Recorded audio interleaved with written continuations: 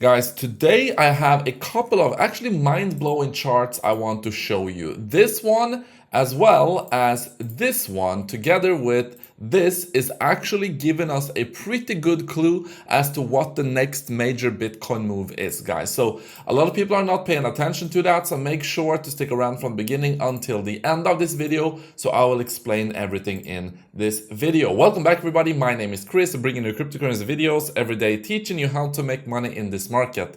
If you are new to the channel, then make sure to subscribe and activate the bell right now. So let's get straight into it, guys. And what you can see on the 4-hourly time frame is that we have had a little bit of a pullback from this area of resistance I have laid out here with these two orange lines at 27,200 and 27,355. Going to the daily time frame, you can see it very clearly here. The orange line right here at 27,200, right on the edge of these candles, we were rejected 1, 2, 3 times here off of this resistance level. One interesting thing is if I go to the hourly time frame, you can see it very clearly here. This orange line here going above it, meeting resistance, having support, falling below it, having us struggle with this again a couple of times, trying to break through it right here, went up to this level as well, and then breaking down here. So this level at 27,200, basically where we are at right now, is the level to break right now. And can we break through this and the one above at $27,400, take out the previous swing highs here? That is a good sign for Bitcoin in the immediate short term. Should we break through those levels, really the next level of resistance, guys, is at 28,500, which is a massive level of resistance though. So should we have another push towards the upside, this is something you have to pay attention to right now. And what different catalysts do we have for us to potentially break through these levels and have another way to the upside? Well, let's first look at traditional markets. And traditional markets have actually been going down a little bit here recently. Now, we do have something major happening today, and that is, of course, the FOMC rate decision. Now, the decision itself, I think that the market is expecting right now that they are going to leave it unchanged with 95% degree certainty. And I do think that the Fed are going to do exactly that. They are going to leave the rates unchanged. They are not going to increase the interest rates. However, with the press conference, and just like I pointed out here on Twitter, they are going to talk about their outlook on inflation. They're going to talk about their outlook on the labor markets and much more. So this is definitely going to lead into some volatility for traditional markets and crypto as well, depending on what they say on that press conference. So be prepared for volatility today during that press conference. But volatility is, of course, something that is helpful if you are trying to take advantage of that. Well, I am using these bots, as you know, and the latest with these bots is that they have increased their profits a little bit, a couple of percents. They are increasing it by every day that goes by. So we'll continue to update you right here. And of course, if you want to use these trading bots yourself, make sure to check out the link in the description. With one click, you can set them all up, but you do need an OKX account right now for a limited time. Get up to $5,000 to trade with for free. You get $50 using 100x leverage. That would be $5,000. This is completely for free. All you need to do is deposit $50 and keep that money on your account, and then you will get this $50 voucher to trade with. So you do not have to trade with your own money. But if you want to do that, sign up using this link, click join now. And if you want to use the bots, then with one click, you can set up each and every one using these links in the description. So let's continue. And I want to show you this chart.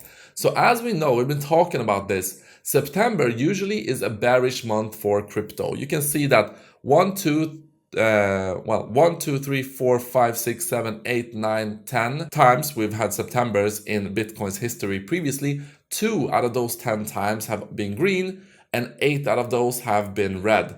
Now, the good thing though is, look at what's been happening when you have actually had a green September. We had 2 green Septembers right here, and the months thereafter were very, very bullish. So October, November, December were extremely bullish when you actually did have a green September. Now we are up 5%, and we have 10 days left on this month. So maybe if we do have a green September, Yeah, if history is any indication of what's to come, maybe we are going to have some bullish action here moving forward into the next few months and the next quarter as well. So that is definitely something to pay attention to. But on the more bearish side, I want to show you this. And this is an extremely interesting chart. What is this showing us? Well, basically in black, it is the personal interest paid as a share of disposable income. So basically, the money that people are earning, how many percentages, like how big percentage of the money that people are earning is going towards interest payment. And of course, interest payments are going up when interest rates are going up. So this is one, chart, the black line, but the more important one is the pink one or the red one. Let's call it pink one. So the pink line is US personal consumption of gasoline as share of disposable income. So basically, out of all of the money that people are earning, how big percentage of that is being put into gas prices or like buying gas. And this is interesting because in these areas here, you do have recessions. So these pink areas are recessions. And you can see that before a recession, we've usually had the black and the pink line going up together, usually before we do see a massive recession. So you can see right here, people were, spending more money on interest payments. People were spending more money on gasoline. And then we did have a recession right here. Look at this. This as well. This was a huge one. People started to spend a lot of money on gasoline right here in the 70s. And then we also had a recession. Also, of course, you do have the same thing right here. People are spending more money on interest payments as well as gasoline. We did have a recession. And this just continues and continues and continues. And you can see here also in 2008, people were spending more money on their interest payments as well as gasoline right here. And then we did have a recession. And right now you can see that these two are both shooting through the roof. So people with the interest rates rising so rapidly, people are of course paying a lot of money in interest. So the black line is shooting through the roof. Also gasoline consumption and the money people put into gasoline is shooting through the roof as well. So this is very, very important to keep track of because the gas prices are increasing right now. In fact, gas just hit, or oil just hit $93 here recently, and actually 2 days ago. And yes, we do have a red candle right now going down here. So this is definitely something to pay attention to. You can see it's been rising, gas has been rising, and the gas producers have been saying that they are going to cut supply. And if they cut supply even more, that could lead into gas price going up, which again is going to affect this one. And let's talk about interest payments. So people are paying more and more money with interest. And the longer we stay at these elevated interest rates, of course, the more money people are going to spend, especially as people are losing jobs and such.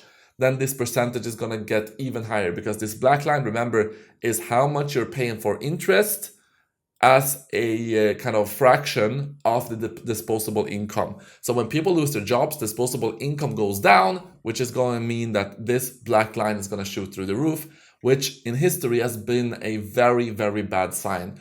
So of course, I need to give you some of the bullish news. I need to also give you some of the bearish news. So this is definitely something to pay attention to. However, one key thing though, and this is not necessarily bearish, guys, because if we go into recession, potentially that is going to lead into the Fed, changing their stance and start the money printer again. And of course, if they start the money printer, then assets go up, and you know what the drill is.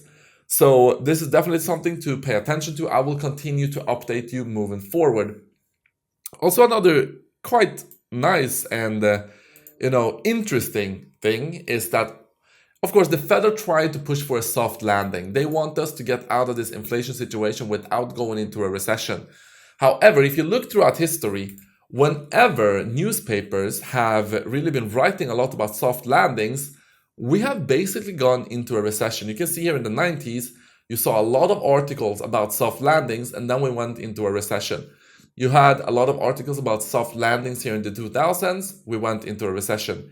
Even here, 2005, soft landing was elevated. We went into a recession. And look at this. The amount of soft landing articles right now is basically unprecedented. We're at almost a record high for these 2 years.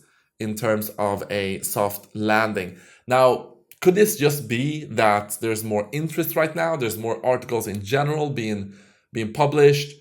Potentially, but still this is something to at least consider. Whenever a lot of people and articles, journalists are talking about soft landing, we usually do go into a recession. And finally, not finally actually, one of the final things at least, is be prepared for more action from the SEC, because they have been saying that they're going to go after more crypto projects and even VCs. So yeah, maybe some more action from the SEC here, but I do want to talk about this one. So basically, BitBoy Crypto, or Ben Armstrong as he is called right now, some of you may recognize him, most of you probably do. He used to be one of the biggest crypto YouTubers until he got kicked out of his own YouTube channel, which is completely absurd. Now, I don't know him, but he is now looking for money. He's basically saying that he has nothing right now and he needs money to fight the people who kicked him out of his own channel. Now, imagine being the face of the channel. Like, imagine being the founder of the channel, then getting kicked out of your own channel. This is completely absurd. This can teach us, as if you are running a business yourself, be very careful with your partners. And if you're running a YouTube channel, don't have any partners at all. Just, yeah. And they took his Lambo. Apparently they took all of his money. He has nothing left, which I find hard to believe. Like, wasn't he making anything for himself? He kept everything in the company for all of these years. As one of the biggest YouTubers, it's completely absurd. But anyway, this is just a lesson to all of us to be careful with the people we trust and be careful with the partners we choose in all regards of life. Guys, that is what I got for you. Thank you so much for watching this video, and I will see you in the next one.